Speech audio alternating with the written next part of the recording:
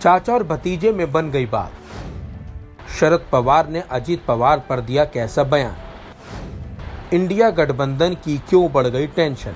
NCP chief Sharad Pawar और अजीत पवार के बीच समझौता होने का बाजार गर्म है। अभी कुछ दिनों पहले ही दोनों के बीच हुई मुलाकात से राजनीतिक गलियारों में अलग तरह की चर्चा हो रही थी।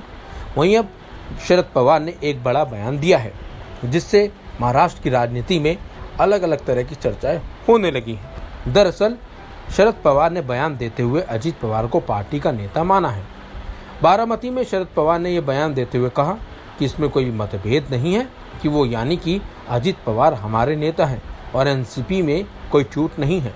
न्यूज एजेंसी एएनआई के मुताबिक शरद पवार ने कहा है कि किसी पार्टी में फूट कैसे पड़ती है, ऐसा तब होता है जब राष्ट्रीय स्तर पर कोई बड़ा समूह पार्टी से अलग हो जाता है। लेकिन आज के समय में एनसीपी में इस तरह की कोई स्थिति नहीं है। हाँ, ये जरूर है कुछ नेताओं ने अलग रुख अपनाया है, लेकिन इसे फूट नहीं कहा जा सकता। वो लोकतंत्र में ऐसा कर सकते हैं। आपको जानकर हैरानी होगी कि शरद पवार के बयान से एक दिन पहले ही एनसीपी की कार्यकारी अध्यक्ष सुप्रिया सुले ने भी पार्टी में टूट की बात से इनकार किया था। इंडियन एक्सप्रेस के मुताबिक सुप्रिया सुले ने कहा था कि पार्टी में कोई टूट नहीं हुई है और बीजेपी केवल कुछ विधायकों को सत्ताधारी गठबंधन की तरफ लाने में सफल हुई है। दरअसल जुलाई में अजीत पवार के नेतृत्व में एनसीपी में बड़ी बगावत हुई थी, जब पार्टी का एक महाराष्ट्र में एकनाथ शिंदे की अगुवाई वाली सरकार में शामिल हो गया था। अजीत पवार समेत पार्टी के 9 विधायक शिंदे कैबिनेट का हिस्सा बन गए थे। अजीत पवार को उप मुख्यमंत्री का पद मिला था।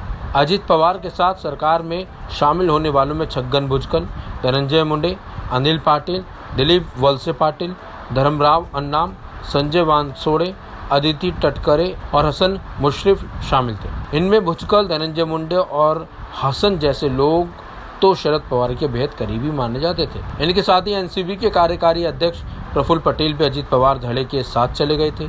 पटेल को जून में ही पार्टी के स्थापना दिवस पर शरद पवार ने सुप्रिया सुले के साथ कार्यकारी अध्यक्ष बनाया था। लेकिन जिस तरह से शरद पवार ने बयान दिया है, उससे कहीं न कहीं विपक्ष के गठबंधन इंडिया को धक्का जरूर लगा होगा।